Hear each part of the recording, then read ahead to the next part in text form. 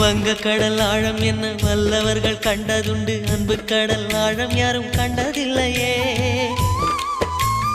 என்னுடைய நாயகனே ஊர்வணங்கும் நல்லவனே, உன்னுடைய அன்பு கந்த வானம் எல்லையே.